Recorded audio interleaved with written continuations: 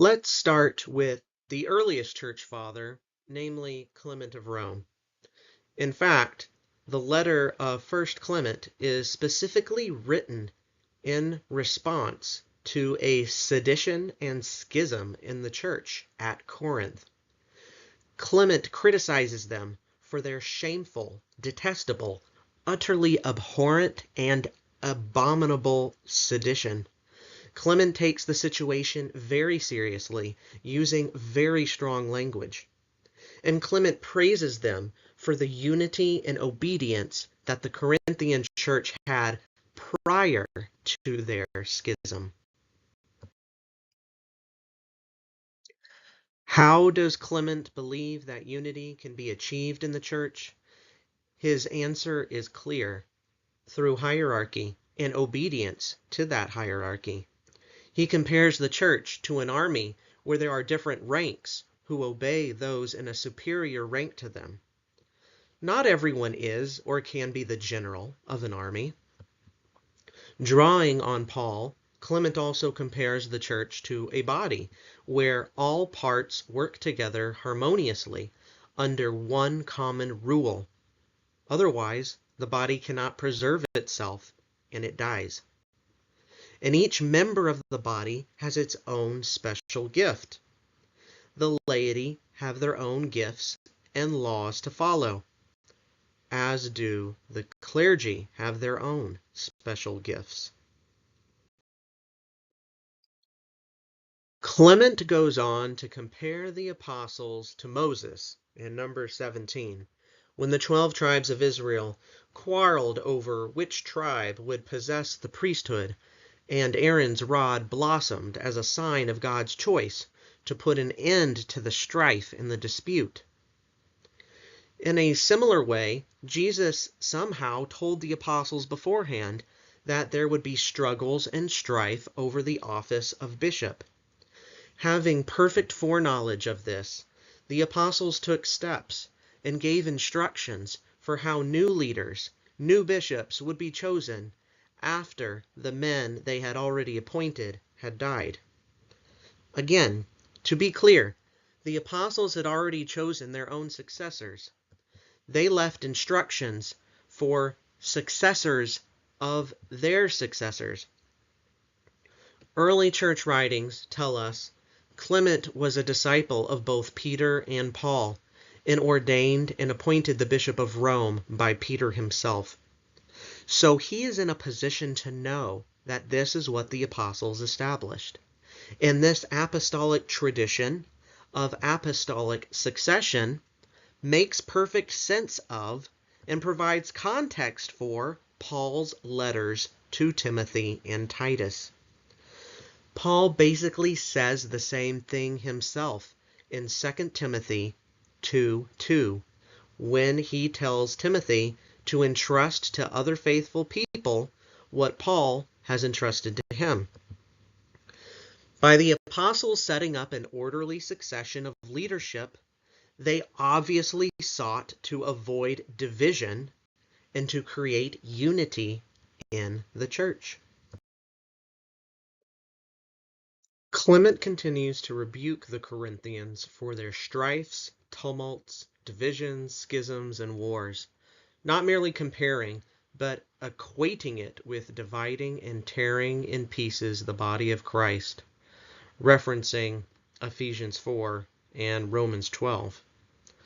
Hearkening back to Jesus' words in John 17, perhaps Clement's strongest rebuke is that their schism has subverted the faith of many, discouraged many, and given rise to doubt in many, and grief to all.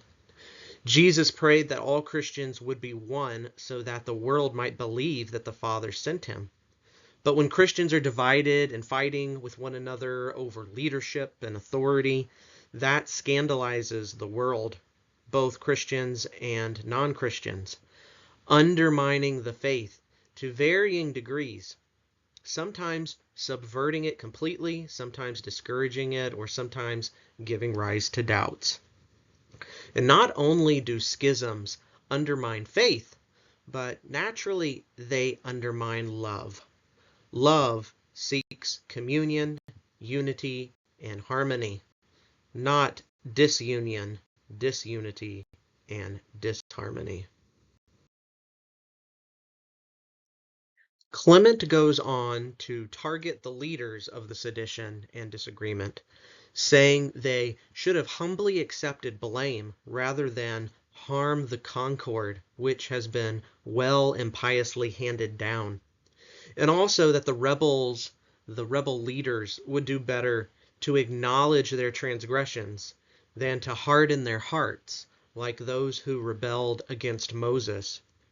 Here Clement is drawing on another Old Testament event relevant for the schisms at Corinth, and also the schisms between East and West, and between Catholics and Protestants.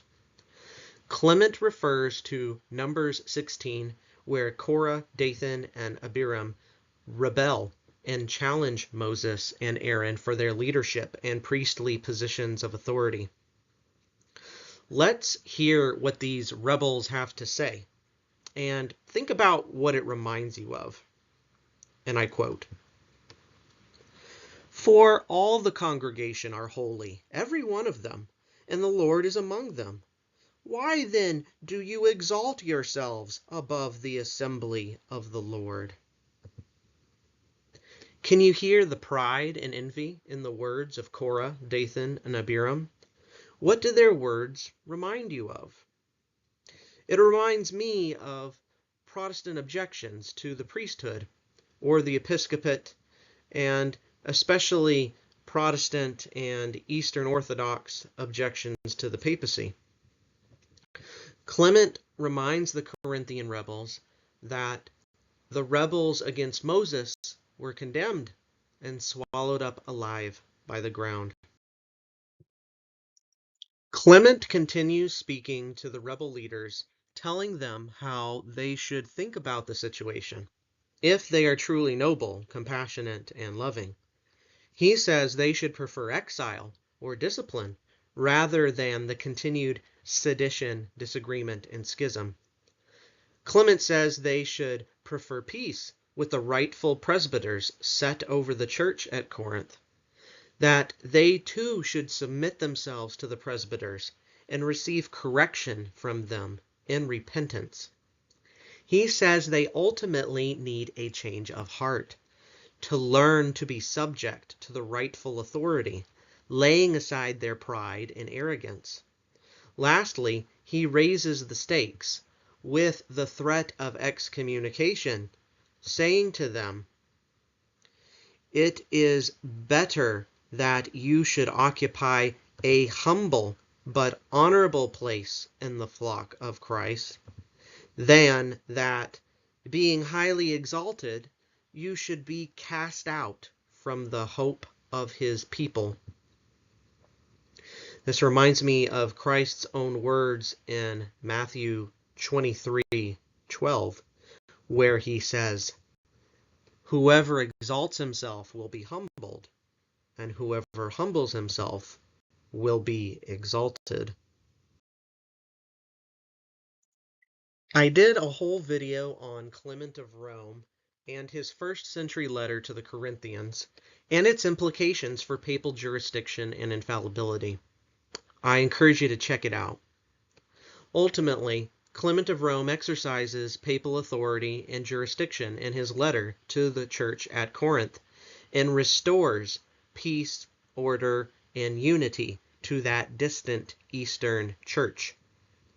He likely may have been the first Roman bishop to do so, but he certainly wasn't the last one in church history.